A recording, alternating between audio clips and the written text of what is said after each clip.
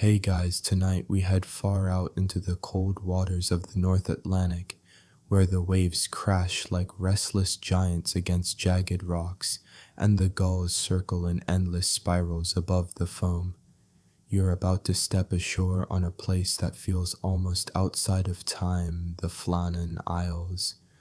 These lonely dots of stone lie off the west coast of Scotland, battered by storms so fierce that even the hardiest sailors mutter a prayer before passing near. And here in the early 1900s, 3 lighthouse keepers vanished without a trace. No bodies, no wreckage, just the eerie silence of an abandoned beacon. You probably won't survive this place if you were dropped here alone. Imagine it, no shops, no Wi-Fi, no Uber Eats, not even a cozy pub with a pint of Guinness. Just endless wind, slippery cliffs, and the constant sense that the ocean wants to swallow you whole. Yet 3 men agreed to live here for weeks at a time, keeping the light burning for ships that sailed dangerously close. So before you get comfortable, take a moment to like the video and subscribe, but only if you genuinely enjoy what I do here, and I'd love to know where you're listening from. Drop your location and local time in the comments. It's always fun to see night owls and early birds all around the world. Now dim the lights, maybe turn on a fan for that soft background hum, and let's ease into tonight's journey together. You trudge up the steep incline of Island Moor, the largest of the Flannan Isles boots, slipping slightly on moss, slick with spray. The wind pushes at you like an impatient child, tugging your coat, rattling your nerves. In front of you looms the lighthouse, tall and pale against the sky built of stone that seems too fragile for the punishment it endures. You can hear the hollow thrum of waves beneath the cliffs echoing as though the island itself were breathing. This lighthouse didn't just spring up out of nowhere. It was completed in 1899, part of Scotland's determined push to tame the wild seas and guide sailors safely home. Back then, maritime travel was the lifeline of industry, and shipwrecks weren't just tragedies, they were financial disasters. So the Northern Lighthouse Board, the governing body in charge, ordered the construction of the Flannan Isles Lighthouse. The project was dangerous. Workers lived in huts lashed by storms, clinging to ropes while they laid heavy stone blocks. They hauled supplies by crane from pitching boats below. One wrong slip and you'd be swallowed by the waves. Even today you'd still feel the ghosts of those laborers in the gusts around the tower. You step closer, hand brushing the rough walls, and imagine their conversations, half grumbles about pay, half jokes about sea monsters. And here's a quirky tidbit: the Flannan Isles were named after Saint Flannan, a rather obscure Irish bishop, but locals were far more interested in older legends that claimed the islands were haunted by fairies or cursed by druids. You can almost hear someone muttering, "Build a lighthouse there." Brave souls. The structure itself stands 75 feet tall, with its lantern gleaming 275 feet above sea level. For a while it was hailed as a triumph of engineering, a beacon bright enough to cut through even the gloomiest storm. Ships could now thread the dangerous waters with a little less fear. Still, historians argue whether the location was ever truly safe. Was a single lighthouse enough to tame such an unforgiving stretch of ocean, or was it just a comforting illusion? The keepers, of course, had no such illusions. They lived inside cramped quarters at the base of the tower, surrounded by nothing but gray sea and green rock. Their days blurred together in monotonous duties, trimming the wicks, polishing the lenses, winding the machinery. Night after night, the beam swung across the waves like a steady heartbeat, reminding passing sailors that someone was up here awake, enduring. You can picture yourself in their shoes, scraping plates clean of salted fish, boiling yet another pot of tea, filling out meticulous log entries because paperwork waits for no storm. But let's be honest, even with endless chores, isolation gnaws at you. There's no one to gossip with except the same two faces every single day. You argue over whose turn it is to haul coal. You pretend not to notice when someone snores like a chainsaw. And the silence between gusts of wind, that's almost worse than the storms, because it makes you listen to your own thoughts, and sometimes that's scarier than anything outside. There's a strange serenity, too. Standing at the lantern, you watch the horizon blur into silver mist. Dolphins sometimes leap below. On rare, clear nights, stars spill across the sky like spilled sugar. For a fleeting moment, you feel both tiny and infinite until another squall rolls in and slaps the window with salty spray. Life here is a pendulum swinging between awe and dread, and still beneath that rhythm something darker hums. You can sense it even now, just from setting foot on the island. It's the feeling of being watched, though no one is here. It's the hush that lingers between gull cries. Maybe it's just your brain trying to fill the silence, or maybe it's the same whisper that haunted the keepers themselves. So as you lean against the cold stone wind whistling around your ears, you've placed yourself exactly where their story began. 3 men, 1 lonely rock, in a lighthouse meant to hold back the chaos of the sea. None of them knew that within a year of its completion, the beacon itself would become a mystery. Christmas of 1900 should have been a time of warmth and laughter even for men stuck on a barren island. But on the Flannan Isles there was no holly, no firelight, no choir.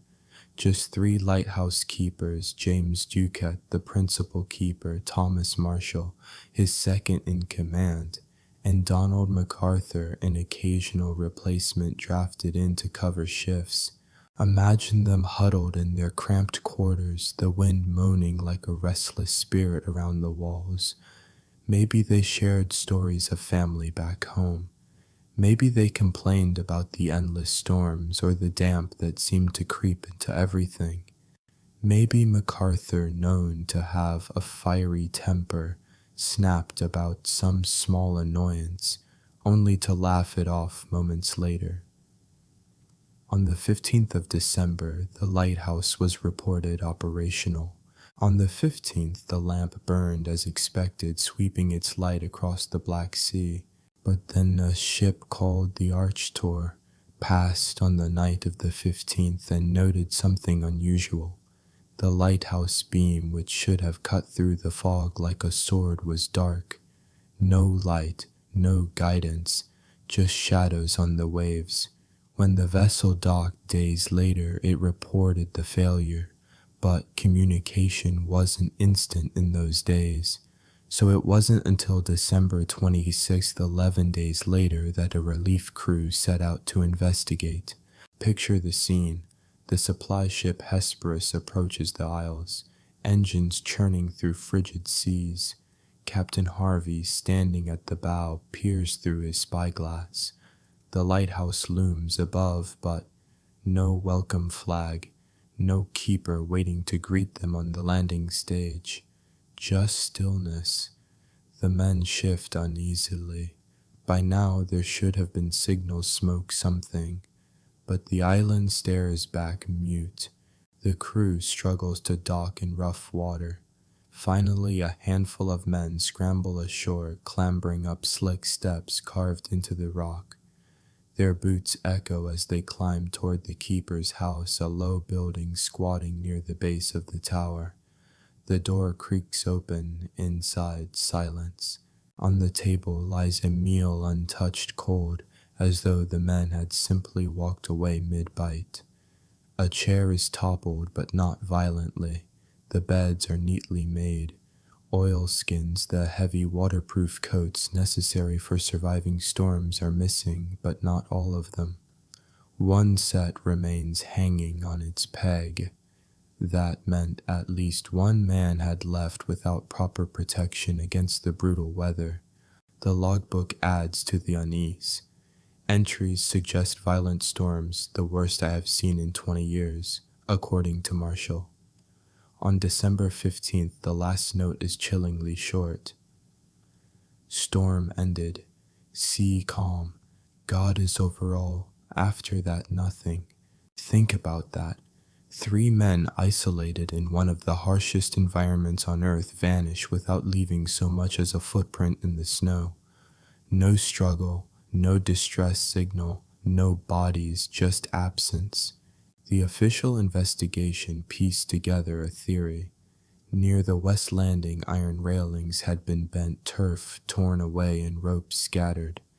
The keepers, it was suggested, had gone out to secure supplies or equipment during a storm.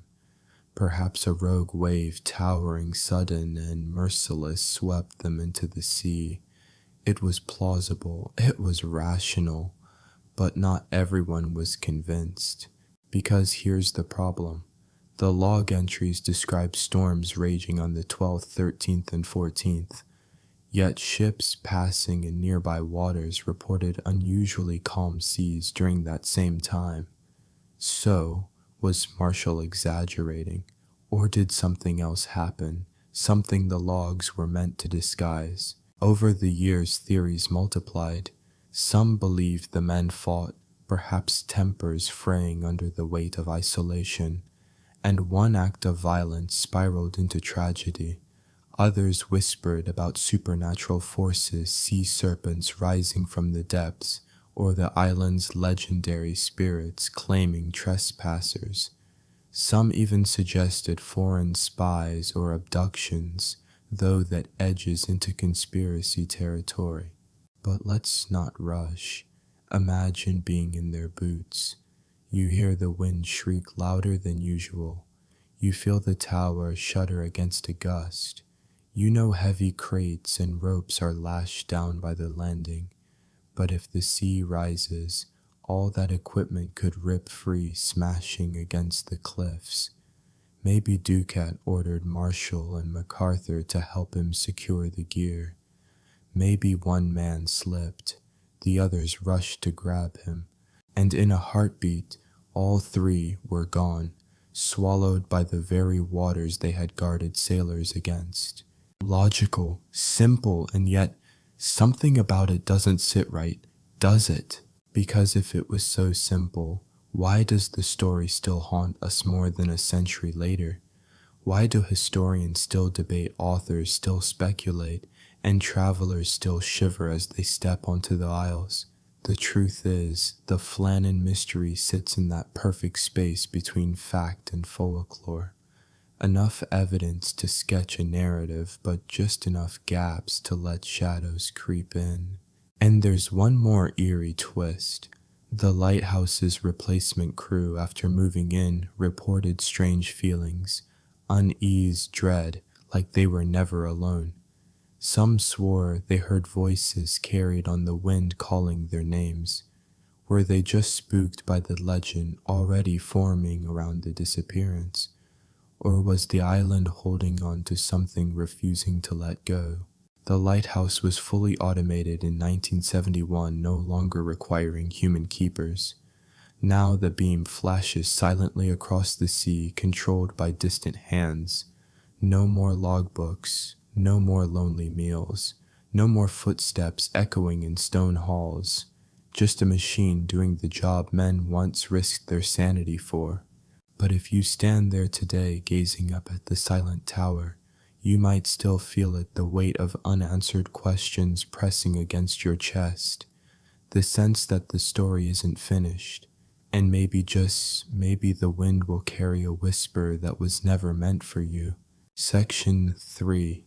The disappearance of the Flannan Isles Keepers has lived on far beyond the lonely cliffs of that remote lighthouse. What should have been a routine tragedy at sea became something else entirely, an enduring mystery that refuses to fade. Why? Because mysteries survive in the silence between facts, and in this case the silence was deafening. Let's explore the theories that have kept this story alive for over a century. 1. The official story, Waves and Weather.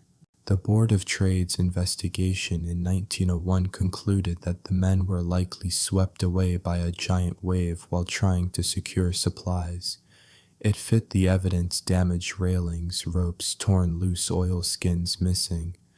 The sea around the Flannan Isles is notoriously violent, capable of swallowing men whole in seconds. But skeptics point out a problem. Reports from ships in the area described calm weather at the same time. So were the log entries describing phantom storms, or was something left out of the record on purpose? 2. The human element, conflict and madness. Life in isolation takes a toll. 3 men, weeks at a time, cut off from the world. Imagine the pressure, the silence broken only by the wind and waves. What if tempers flared? What if a fight escalated into violence? 1 man dead, the others panicking. A cover-up attempt gone wrong. Some speculate MacArthur, known for his fiery temper, lashed out. Or maybe Marshall, who once had to be fined for neglecting his duties, made a critical mistake.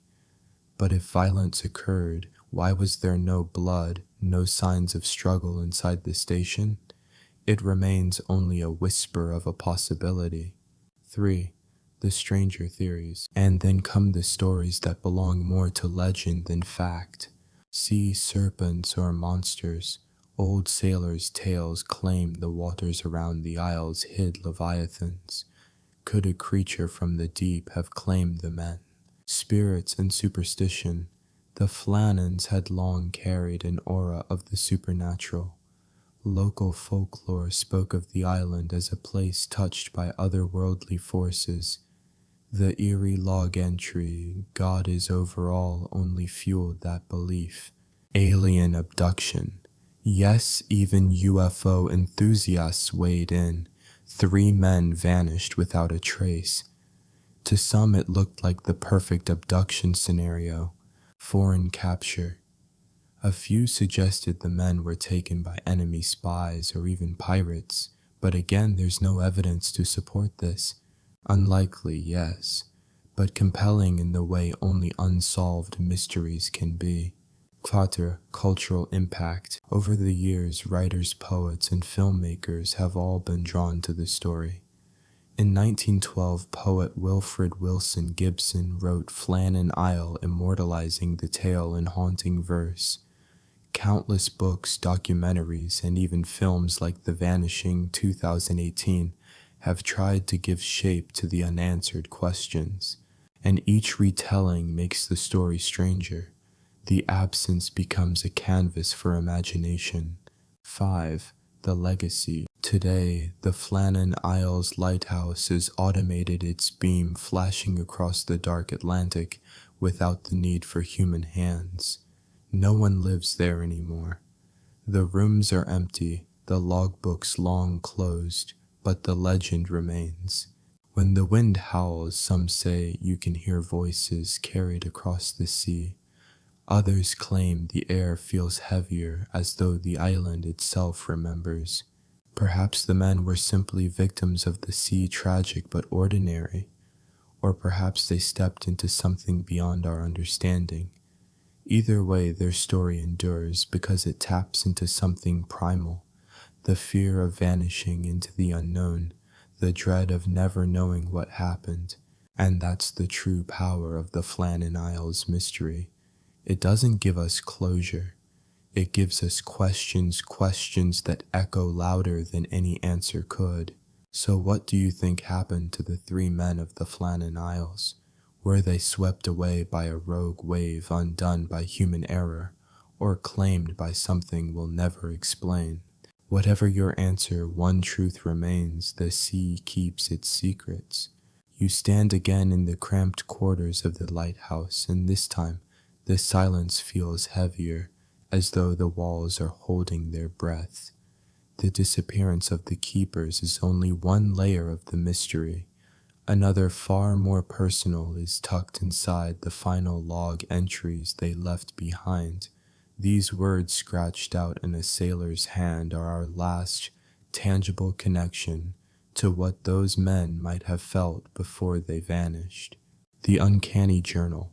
The entries were discovered in the official record book by the relief crew. The handwriting was normal, no sign of panic in the strokes, but the words told another story entirely. One note described severe winds, the likes of which I have never seen before. Another claimed that MacArthur, the burly man with a reputation for brawling, had been crying. Now, if you're picturing a tough veteran breaking down into tears, you can feel why that line set off alarm bells. Another entry suggested all three keepers had been praying together, which was unusual, almost unnatural for men of their background. Prayer was personal. To kneel side by side spoke of desperation. And then came the final note, simple, haunting, God is over all. Imagine reading that by lantern light, the ink just barely dry, and then finding nothing, no men, no voices, no trace. The debate. Historians still argue whether those entries were genuine. Some suggest they were fabricated later to sensationalize the story, a kind of 1900s clickbait.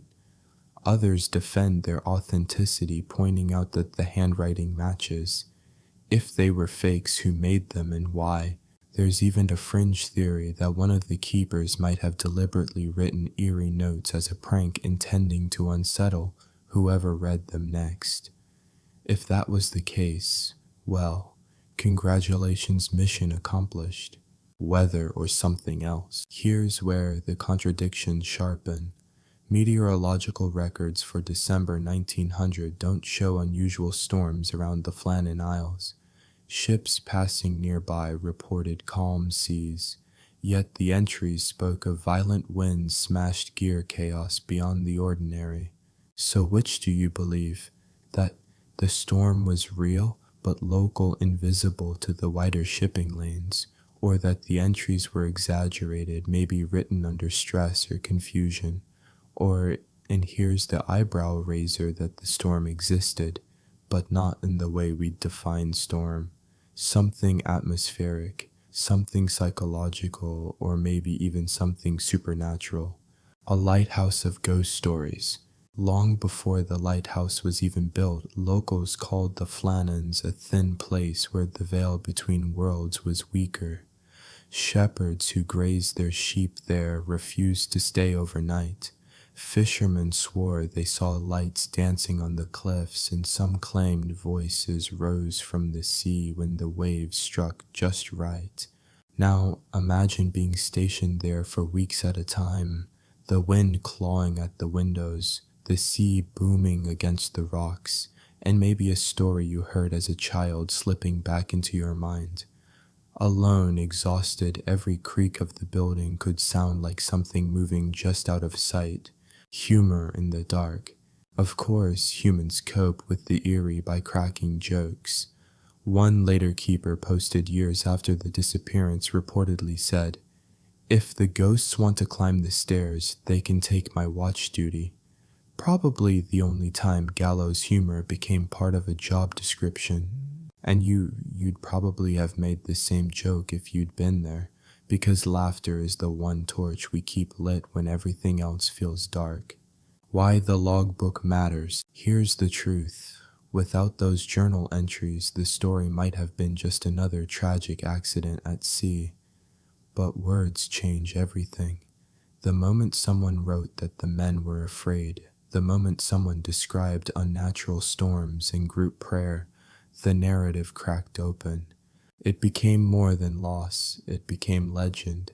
The lighthouse may stand silent now, its light automated, but those entries live on, echoing in every retelling. They give the mystery a voice, a final whisper, before silence swallowed everything else. And so, as you imagine those keepers scratching out words in the dim glow of a lantern, you feel the unease of being watched by history itself. What was it they really saw? What storm or shadow was rising outside those walls? You drift with that thought, the journal still open before you. the final line burning in your mind like the steady blink of the lamp above the sea. God is over all. You're still inside the lighthouse, but now you wander into the shadows of speculation, because what happened after those eerie log entries was the wildest explosion of theories you can imagine. When 3 men vanish without a trace, people's imaginations don't just fill the gaps, they go sprinting full speed through them. And the Flannan Isles mystery, well, it's practically the Olympics of guesswork. The monster from the deep. Let's start big, really big. One of the earliest fringe ideas was that a massive sea creature, maybe a giant squid or something. We don't even have a name for rose from the waves and dragged the men away.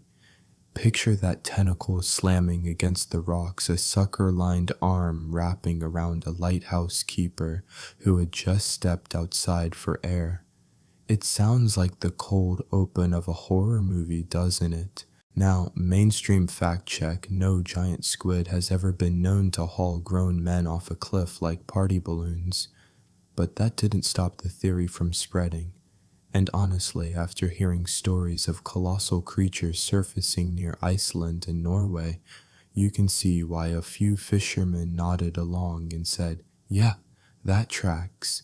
Alien abduction. Because of course, what mystery from the 20th century is complete without someone mentioning aliens? By the mid-1900s, UFO enthusiasts were all over this case. They imagined beams of light descending through the fog, lifting the men silently into the sky. Maybe the log entries about strange winds were a confused way of describing some kind of propulsion system. Historians still argue whether this interpretation is fun folklore or just another way humans project our fears into the stars. And if you think alien abduction sounds far-fetched, remember, this was around the same time people swore flying saucers were landing in New Mexico. The Flannan Isles mystery just fit right into that paranoid mood. The human angle. But let's step back from tentacles and UFOs and get human for a moment. Some theories point to simple conflict. You've got 3 men in isolation, cut off from the world, stuck together in bad weather. Cabin fever is no joke. Maybe an argument boiled over, maybe a fight turned deadly. And in the aftermath, the survivors were swept away while trying to fix the damage. This theory has a grim ring of plausibility. After all, other lighthouse crews had documented scuffles, some even ended in serious injuries. But here's the snag. No blood, no broken furniture, nothing inside suggested violence. If fists flew, they left no trace. Pirates and strangers. Then there's the swashbuckling version: the men were kidnapped. Some said pirates might have raided the island, or maybe passing sailors forced them onto a ship. The problem: pirates weren't exactly prowling the Hebrides in 1900. The North Atlantic wasn't hosting Jack Sparrow lookalikes by that point. Still, a few believers hold on. They argue maybe it wasn't pirates, maybe it was smugglers, or someone with a secret reason to keep 3 men quiet forever. It's the kind of explanation that makes you look suspiciously at every empty ship's logbook, wondering what it left unsaid. Ghost lights and fairy folk. Ah yes, the supernatural. Because when Scots tell stories, fairies and spirits always find a seat at the table. Locals believe the Isles were haunted by ancient monks who once prayed there. Some whispered that the keepers offended these spirits by laughing, swearing, or even refusing to leave offerings. Other tales describe will-o'-the-wisps, mysterious ghost lights that could lure sailors to their deaths. Imagine 3 tired men stepping out into the mist, chasing flickers they thought were lanterns, only to walk straight into the abyss. Of course, modern science says those lights are just marsh gases or reflections. But try telling that to someone who's alone on a cliff in the middle of the night. The plausible storm, and then we loop back to the boring but maybe most likely idea of freak storm. The men, seeing damage outside, ran to secure equipment or ropes near the landing stage. A massive wave surged up the cliff, and in an instant they were gone. No monsters, no aliens, no pirates, just bad timing and bad luck. But here's the kicker. Weather records from that week show nothing extraordinary. Ships nearby reported calm seas. So did a freak storm happen only at that exact cliff? Or is that explanation just a convenient shrug from officials who didn't want to admit they had no idea? A joke to break the tension. If you're keeping score at home, the suspects so far are giant squid aliens, cabin fever pirates, fairies, and weather. Honestly, it sounds less like a historical mystery and more like a Scooby-Doo episode. All we're missing is someone yelling. And I'd have gotten away with it too if it weren't for you, meddling lighthouse inspectors. Why theories multiply. Here's the thing, you live in a world where answers usually appear fast. But back then when mysteries lingered, they grew like weeds. Each retelling sprouted new possibilities, and soon the Flannan Isles disappearance wasn't just a tragedy. It was a blank canvas for every fear, superstition, and tall tale. And as you sit here imagining those winds, those cliffs, those vanishing steps, you realize something.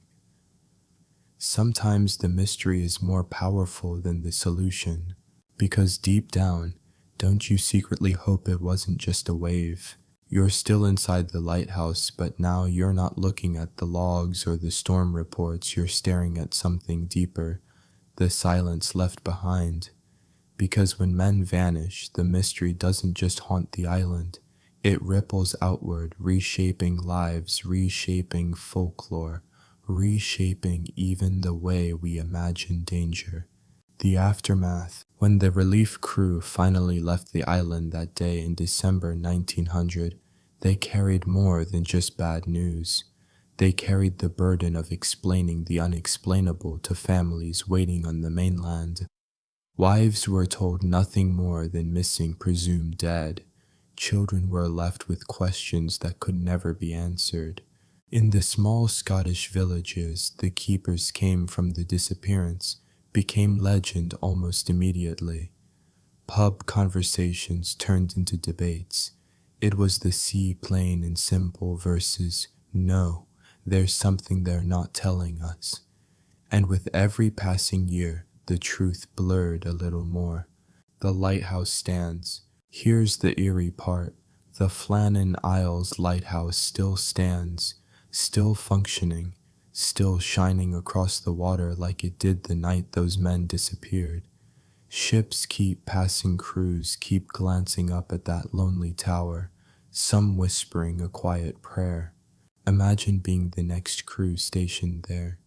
Would you trust the silence? Would you sleep soundly in the beds once used by men who walked outside and never came back? Some keepers reportedly refused to stay alone at night. Others swore they heard footsteps in the empty halls. It's as if the building itself became a participant in the mystery, a silent witness that refuses to speak. Mystery as magnet, and here's where things get bigger than the case itself. Humans are drawn to mysteries not because we expect neat answers, but because they reflect something uncomfortable, how fragile we really are. Think about it, 3 strong men vanish while simply doing their jobs. No war, no grand conspiracy, no epic voyage. Just 3 workers keeping a light alive. Their disappearance reminds us how quickly the ordinary can become extraordinary, how thin the line is between safety and oblivion. That's why people keep telling this story 125 years later. Not because they think they'll solve it, but because it makes us pause, makes us look out at the sea and wonder, what would I have done? Would I have gone outside to secure the ropes? Would I have ignored the storm and stayed in bed? Or would I too have been swallowed by the unknown? The story's shadow. The Flannan Isles disappearance has slipped into poetry, ballads, ghost tours, even novels. Writers couldn't resist it. Musicians wrote songs about it. Paranormal shows filmed specials there.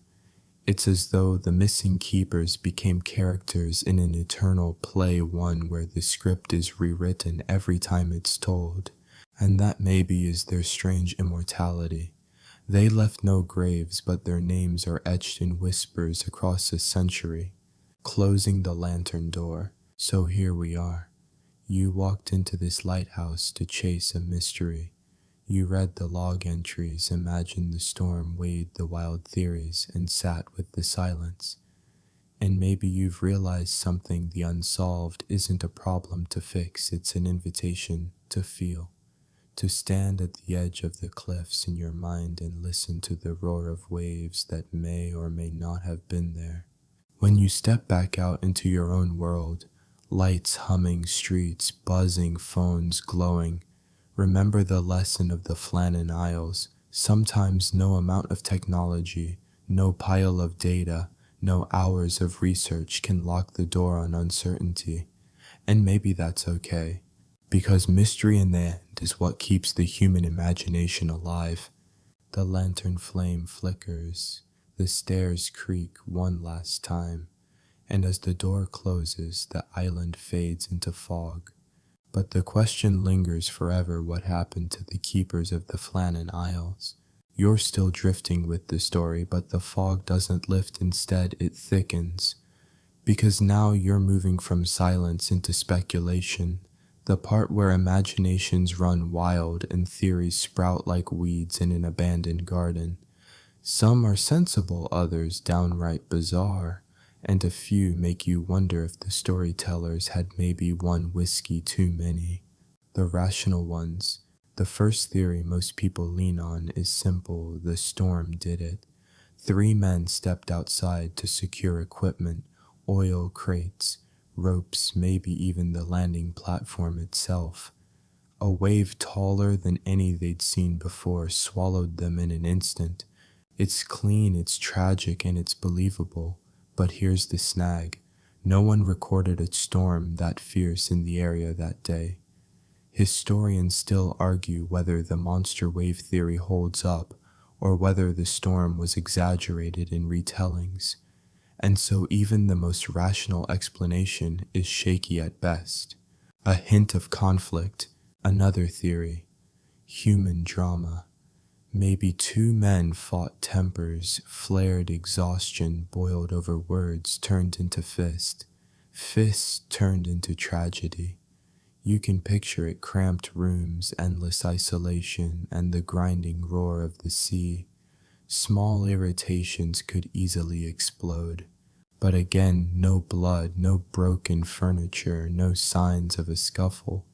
If there was conflict, it ended neatly, almost too neatly, as if anger simply dissolved into mist. The fringe and the fantastic. And now, because you've been patient, here's where things get weird. Some say the men were snatched by a sea serpent, a legendary creature said to prowl the waters around the Hebrides. Eyewitnesses in the 1800s swore they saw 30-foot coils rise out of the waves. Convenient, absolutely. Fun to imagine, definitely. Others whispered of alien abduction, bright lights over the ocean. Men carried away, never to return.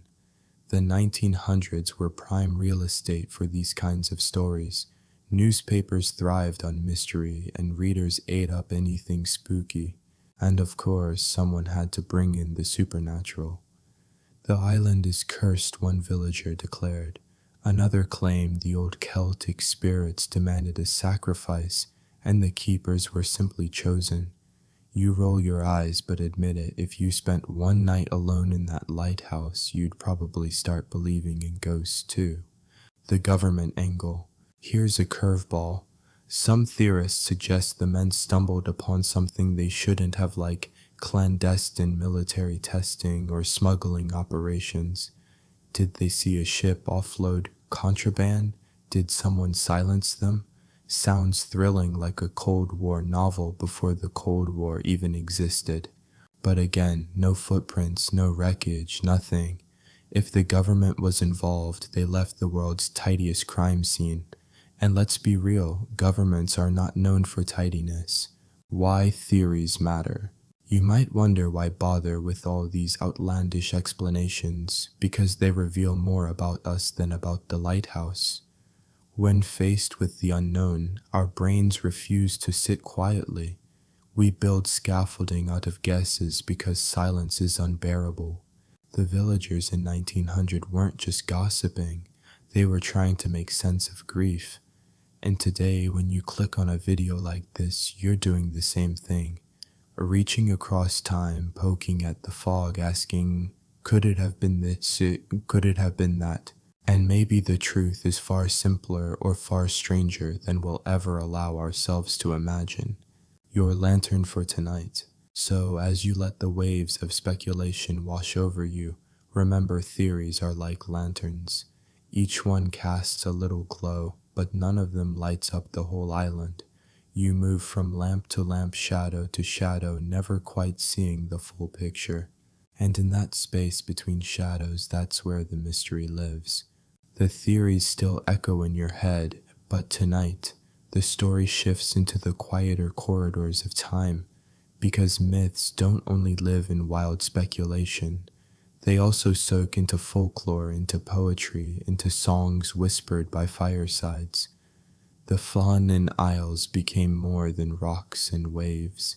They turned into a canvas where imagination painted whatever it wanted. A poem for the missing. One of the earliest and most famous creative echoes of the disappearance came from poet Wilfred Wilson Gibson. He wrote Flannan Isle, a haunting ballad published in 1912. His verses described the eerie silence, the meals left untouched, the beds unslept in.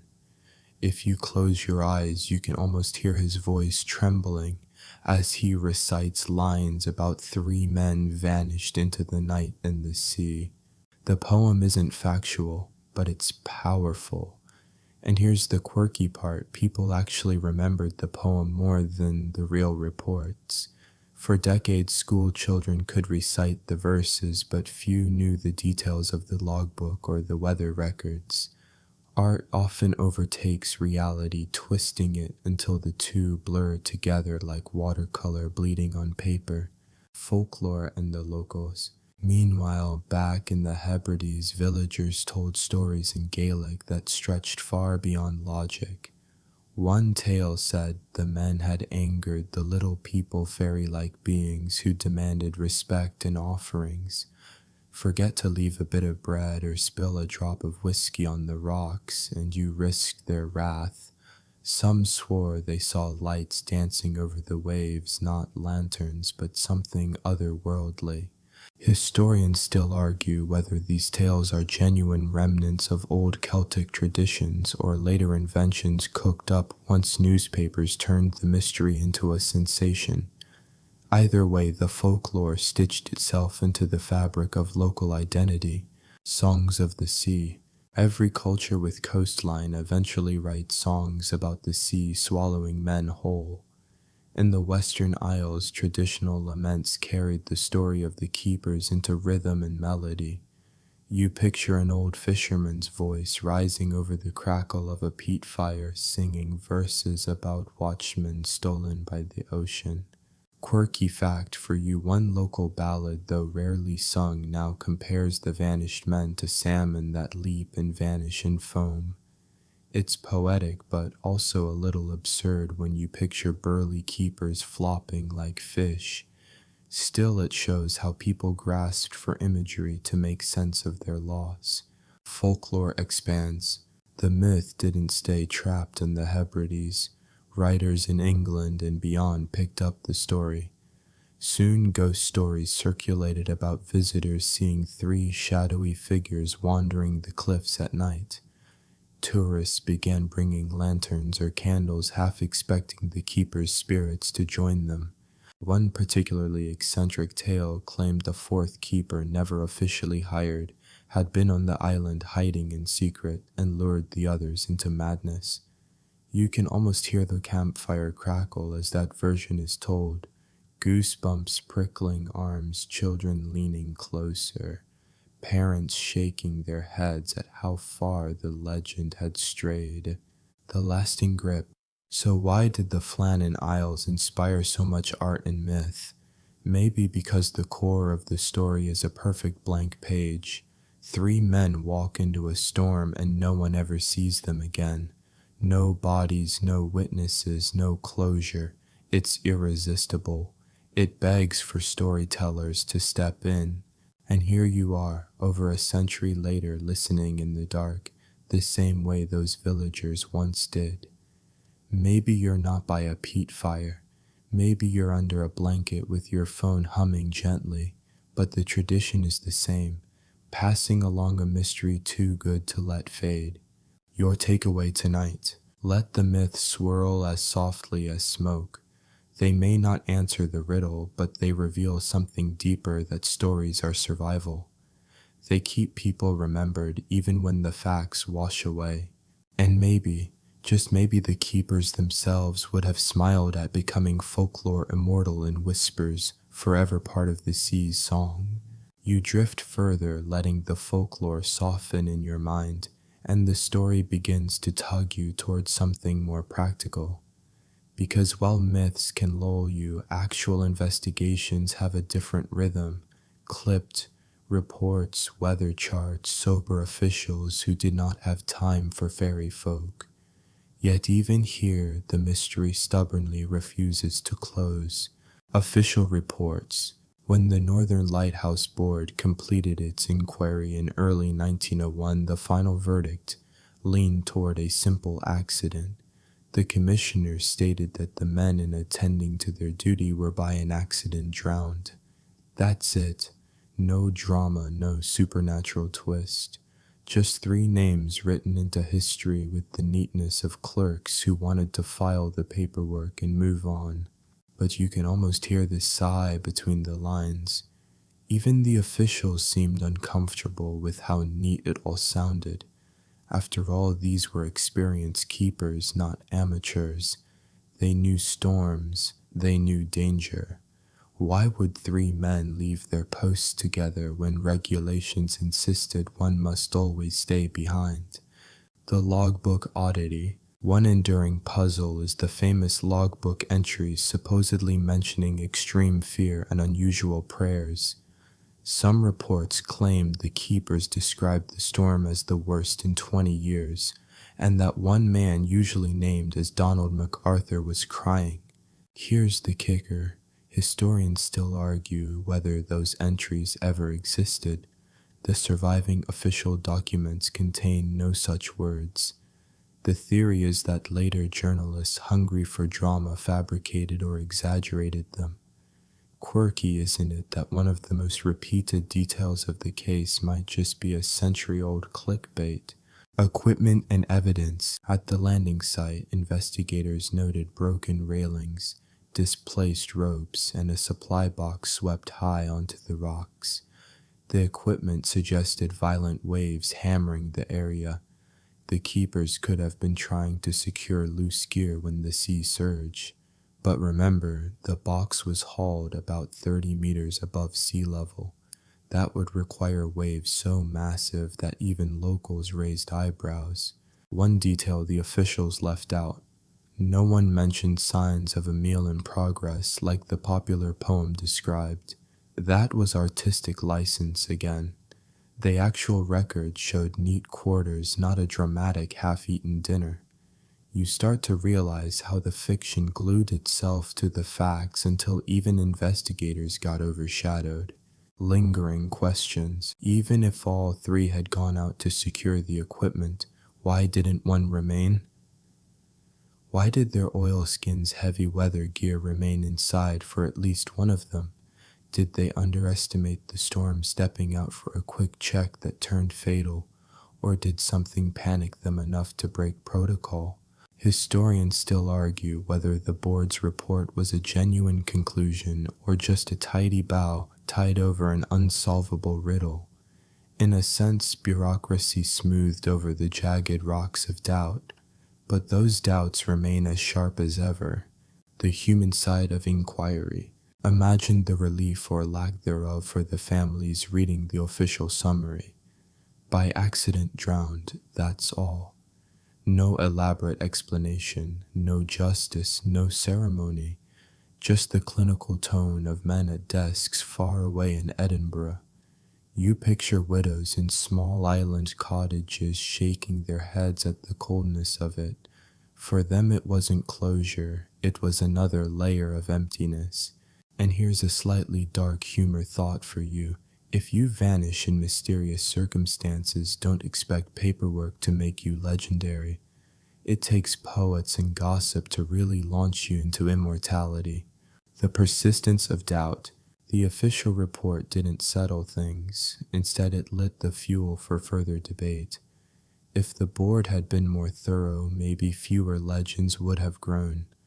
But because their answer felt thin, the public leaned into mystery. Sometimes you realize it's the gaps in explanation that make stories endure far longer than facts.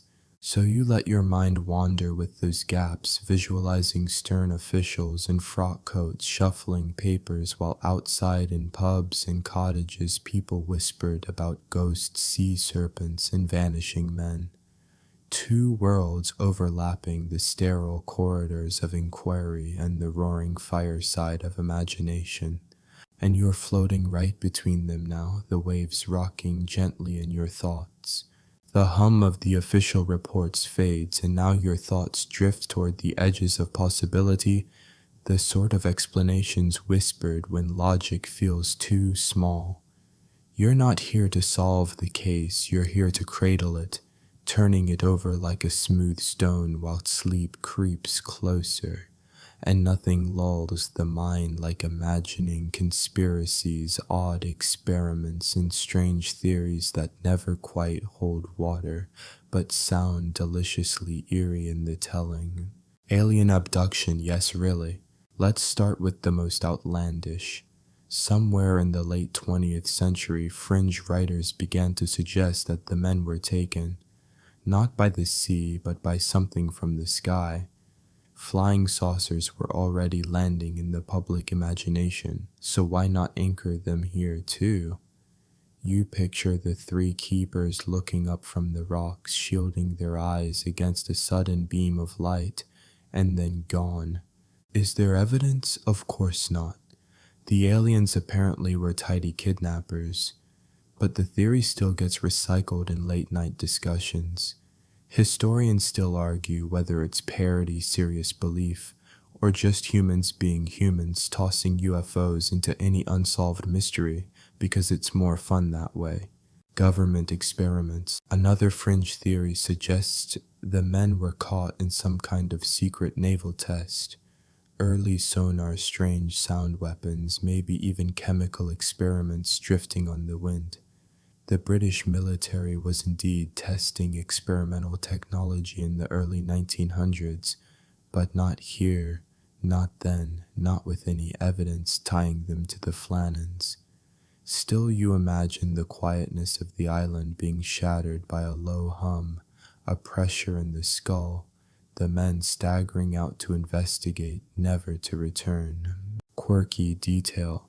During World War I, not 2 decades later, the British did test sound mirrors along the coast, giant concrete dishes designed to pick up distant aircraft before radar existed.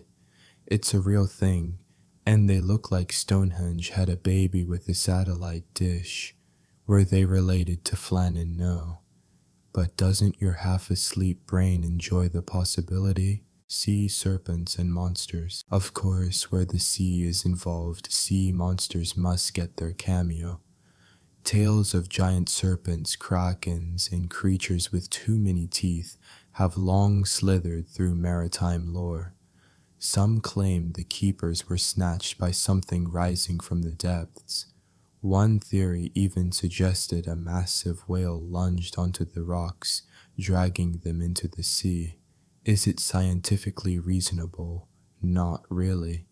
But if you squint at the waves long enough, you can almost see the coils of something older than history moving just beneath the foam. Time slips in vanishing worlds. Then comes the idea of a time slip, a glitch in reality itself. The men didn't drown, didn't vanish into mist, but stepped sideways into another time. Perhaps they're still walking somewhere. Lanterns in hand, only the year isn't 1900 anymore. Fringe believers point out that the Flannan Isles were already shrouded in mystical reputation. A Celtic saint, a sacred chapel, and centuries of superstition make it fertile ground for this sort of thinking.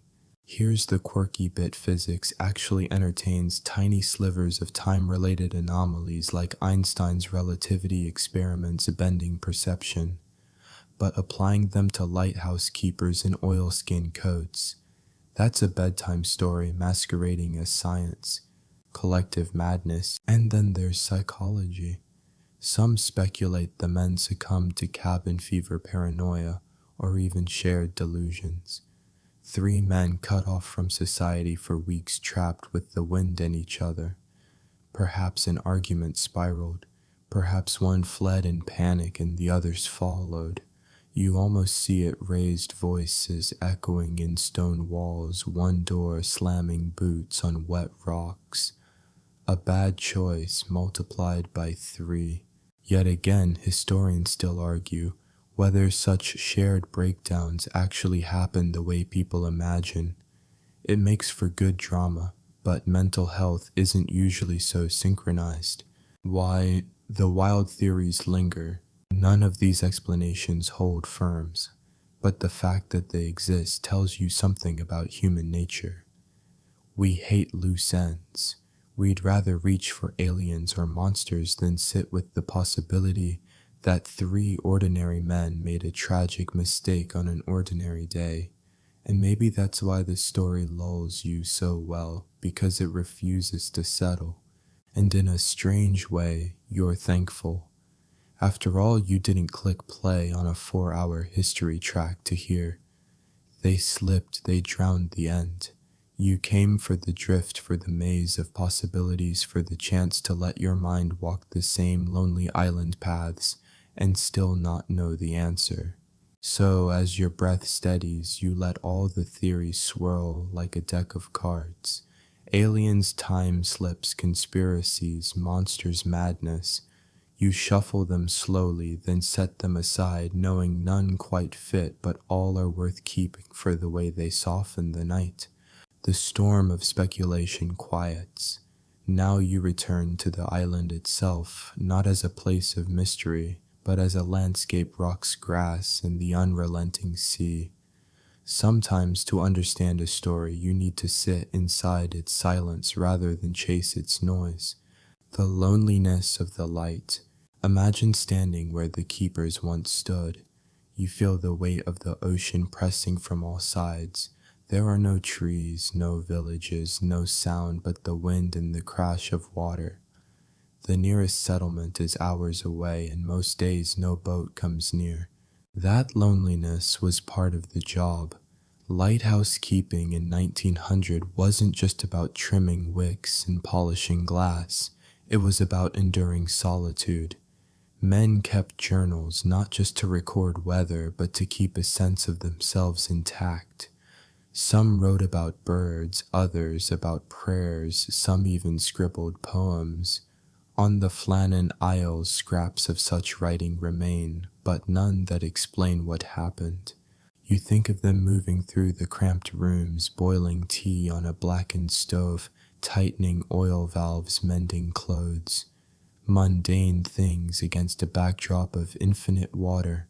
Weather as a companion, the wind on Island Moor. The island's Gaelic name didn't simply blow. It howled, it shrieked, it carried voices in its gusts.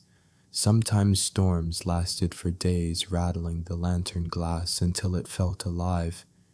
You picture the men leaning into the gusts just across from the lighthouse to the storage shed. Boots slipping on moss, hands clamped tight to railings. The storm wasn't an event, it was a personality they lived with.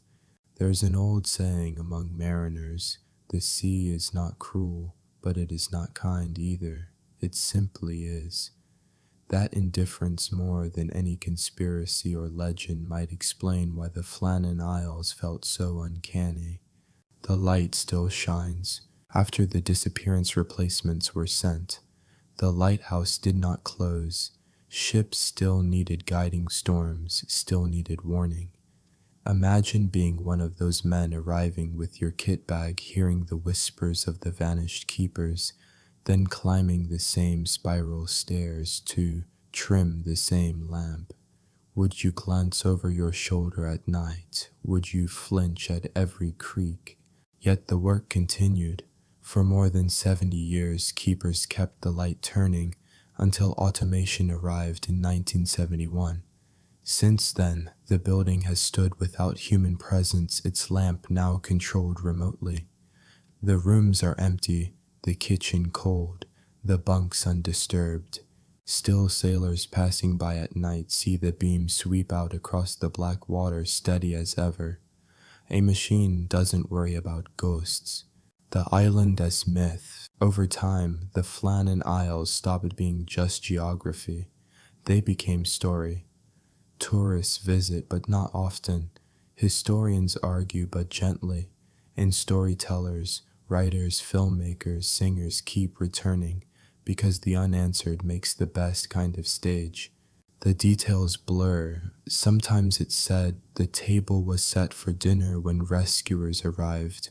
Food still warm, it wasn't. Sometimes it's claimed a logbook, or recorded strange prayers and tears, it didn't. These embellishments stick because they feel right, even if they're wrong. They turn fact into folklore. And folklore, unlike truth, doesn't need closure. Why it stays with us. Think of how many disappearances history holds, whole ships, whole crews lost without a trace. Yet the Flannan Isles remain one of the most famous. Why? Because it is small, human-sized, intimate. 3 men, a rock, a light, that's all. No grand warship, no empire, no thousands of names carved in stone. Just 3 ordinary keepers who walked into a storm and did not return. It is a reminder that mystery doesn't require grandeur. Sometimes the most haunting story is the simplest one. And maybe as your eyelids grow heavy, you understand why people keep telling it more than a century later. It isn't really about solving the puzzle. It's about living inside the question. The longer you linger on the Flannan Isles, the more the silence feels like its own presence, thick, pressing, almost companionable. Tonight you drift deeper into that silence, letting it pull you toward the edges where fact gives way to myth. The poetic retelling. One of the most famous afterlives of the disappearance came not from historians, but from a poet. In 1912, Wilfred Wilson Gibson published Flannan Isle, a ballad that gave the story its haunting rhythm. In his version, relief keepers arrived to find untouched meals, a chair knocked over, and a Bible lying open. He paints the absence as if it were a crime scene. Of course you know those details were inventions, but they stuck. 100 years later, many people remember Gibson's verses more vividly than the actual records. That's how stories survive, not because they're accurate, but because they're repeatable. And admit it, if you'd been a Victorian reader curled under a flickering lamp, wouldn't you have whispered the lines aloud just to feel a chill crawl your spine? Folklore layers on. Before the lighthouse even existed, the Flannan Isles already carried their own folklore. Fishermen used to claim the rocks were haunted by little men, fairy-like beings who disliked visitors. Some refused to land at all, convinced the isles were cursed. So when 3 keepers vanished, the old belief snapped neatly into place. Islanders muttered about fairy abductions, sea spirits, even mermaids exacting revenge. You roll your eyes, but then again spend a month on a rock with storms hammering the walls, and you might start muttering too. Historians still argue whether these tales were sincerely believed, or just seafaring jokes told to pass the time. Either way, they added another veil to the mystery. Pop culture echoes. Fast forward to the modern age and you see the story resurface again and again. A 1977 band called Genesis even slipped a reference into a song. Documentaries reenact the Keepers' final hours with fog machines and booming soundtracks. In 2018, a thriller film simply titled The Vanishing retold the event with Hollywood grit, giving the men motives, backstories, and bloody conflict. Quirky tidbit, there's even a tourist board in Scotland that quietly admits the Flannan Isles are more famous for what isn't there than for what is. That's a rare marketing trick, selling absence like it's a souvenir. Story as comfort. Why do people keep reshaping the tale? Maybe because deep down it gives us permission to sit with uncertainty. Life rarely hands us neat explanations. People leave without goodbye, accidents happen with no clear cause. Storms swallow names and dates alike. The Flannan Isles become a canvas where you can project your own feelings, fear, wonder, sadness, awe. Some imagine tragedy, some murder, some magic. Each retelling is less about the men themselves and more about us, the ones who need the story to mean something. Closing the circle. As you let the image of the lighthouse spin in your mind, you realize you've been circling it all along. From weather logs to poems, from logbook gaps to Hollywood scripts, it keeps pulling storytellers in like moths to a flame. And you stretch beneath your blanket now are just the latest listener. If the Keepers could look out from their lonely post tonight and see how long their story has traveled, they might smile, or shake their heads, or maybe just chuckle that in vanishing they became eternal. And you breathe a little slower, knowing some mysteries are best left glowing faintly on the horizon. You're lying there, mind tracing the beams of that lonely lighthouse, and it's time to lean even further into the unanswerable, into the stranger edges of speculation, the kinds of theories that people whisper when no one is around to laugh. Alien whispers, yes, aliens. You knew it was coming. Some storytellers have seriously suggested that the Keepers were whisked away by extraterrestrial visitors, the storm clouds that rolled across the Atlantic that December. Maybe they weren't clouds at all. Maybe they were cloaked, vessels lowering beams of light that pulled three puzzled men skyward. Of course, no evidence supports it, but that's not the point. UFO lore thrives on gaps, and the Flannan Isles disappearance is nothing but gaps. You picture a keeper blinking at a sudden green glow, muttering, "Well, that's new," before being plucked into the night. The idea is absurd and yet kind of delightful. Historians still argue whether entertaining these theories helps preserve interest or just muddies the waters of real history. Time slips. Another favorite fringe theory is the time slip. Imagine the men stepped outside during the storm and simply didn't step back. Instead, they fell through a wrinkle in time. Maybe they're still out there wandering in some parallel Scotland where the lighthouse was never built, where their families never knew their names. Quirky tidbit, some paranormal enthusiasts claim that high winds and magnetic rocks can disrupt perception, creating moments where people feel they've lost hours. Combine that with isolation, and it's easy to imagine reality hiccuping in strange ways. Would you buy that explanation? Probably not. But lying half asleep, the idea that three men just drifted sideways into another timeline is strangely comforting. At least they didn't suffer. They just moved. The sea monster option. You can't have Scottish folklore without at least one monster cameo. A few stories blame an enormous sea creature, something like the Loch Ness Monster's grumpy cousin rising in the storm, smashing against the rocks and dragging the men into the waves. Ridiculous? Yes. But in the early 1900s, sea serpent sightings were still printed in newspapers with straight faces. Sailors genuinely believed oceans hid creatures the size of trains. And maybe standing on a cliff as waves rose like moving walls, the keepers themselves sometimes wondered if something more than wind and water was watching them. The value of the wild. It's tempting to roll your eyes at all of this, but here's the twist. Those wild theories serve a purpose. They let ordinary people participate in the mystery. Not everyone can analyze weather records or read nautical logs, but anyone can spin a yarn about UFOs or monsters. And honestly, you kinda like that. The keepers frozen in time by their vanishing belong equally to scholars and to storytellers. The serious and the silly swirl together, ensuring the tale never fades, drifting toward sleep. As you drift deeper into the narrative, you recognize the irony, the wilder, the theories get the calmer you feel. Because if 3 men can vanish into alien ships, time rifts, or sea serpent jaws, then maybe your own worries shrink a little by comparison.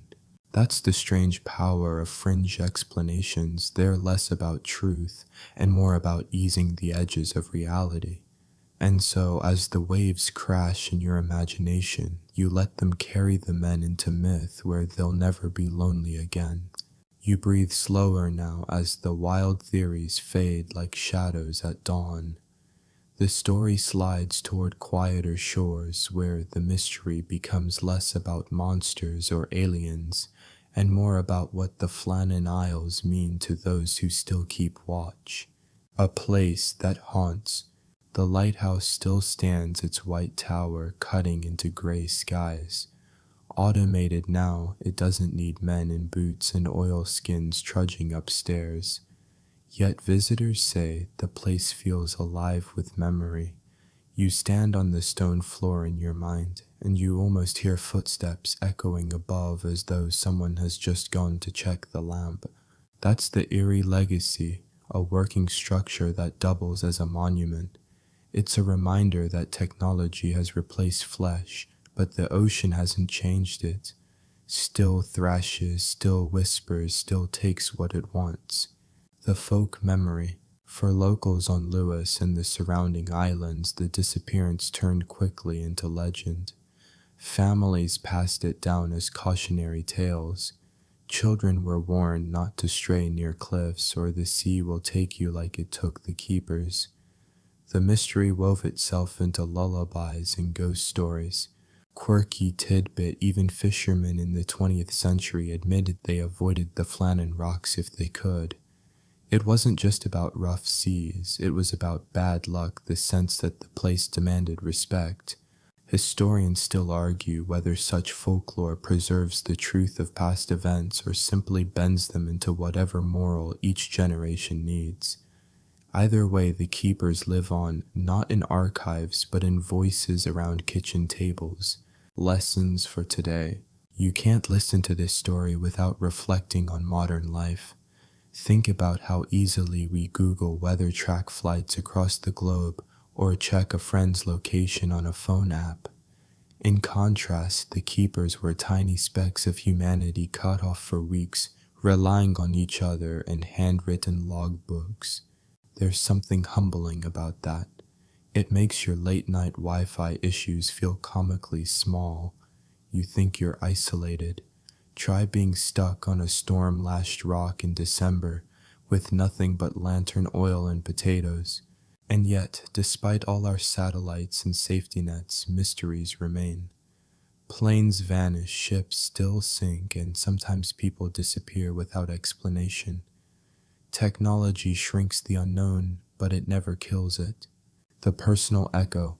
Maybe that's why the story lingers with you personally. It isn't just about 3 men in 1900.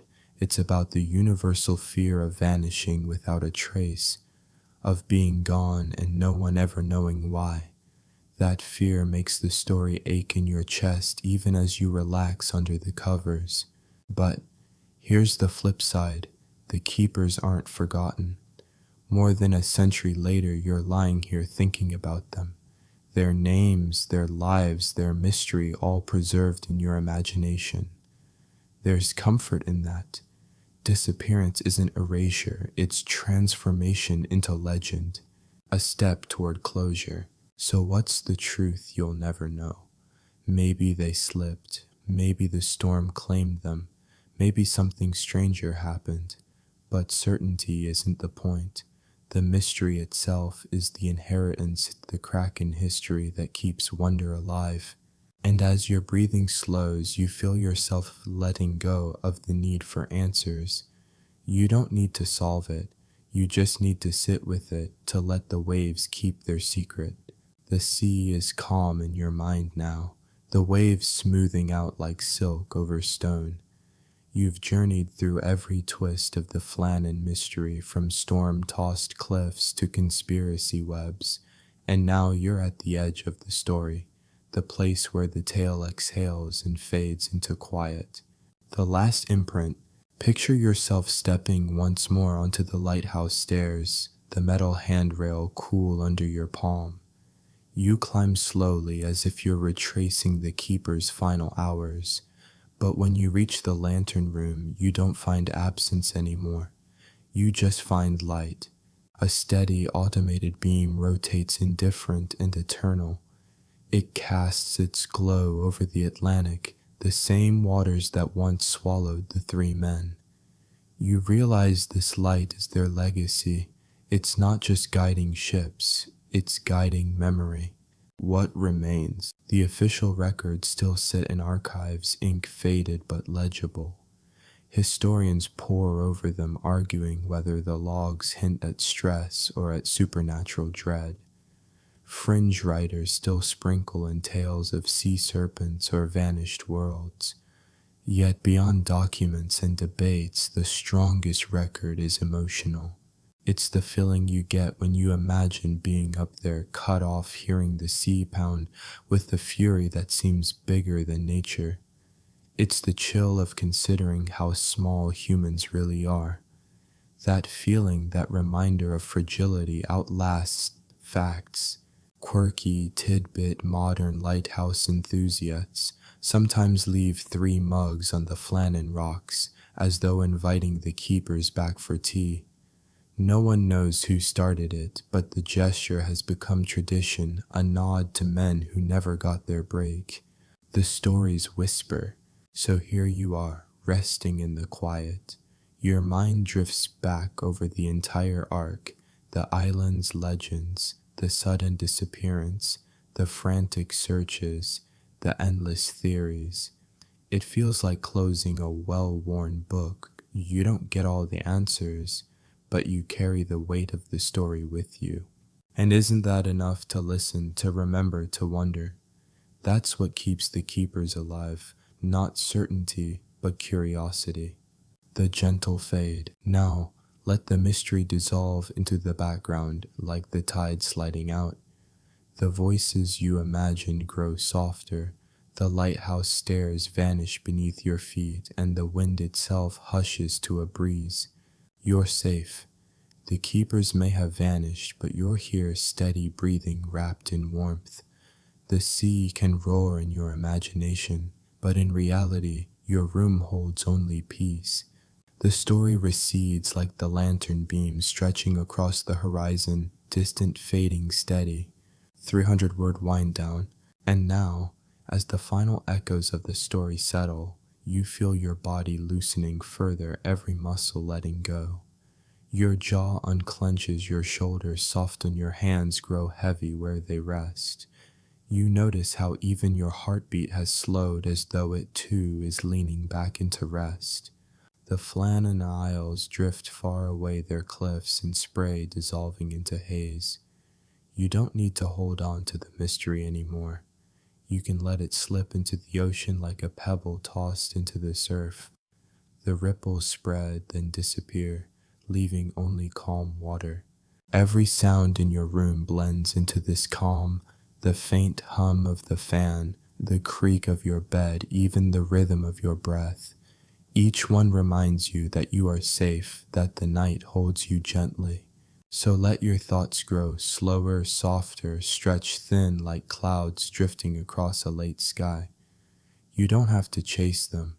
You don't have to solve anything. You only have to rest. The lighthouse light is still turning, but it's far away now, just a dim glow in the fog. You're moving past it, drifting deeper into night, deeper into comfort. And soon, very soon, you won't hear my voice at all. You'll be somewhere else entirely quiet, weightless, at peace. So close your eyes, breathe once more, and let sleep take you where even mysteries fade. Good night.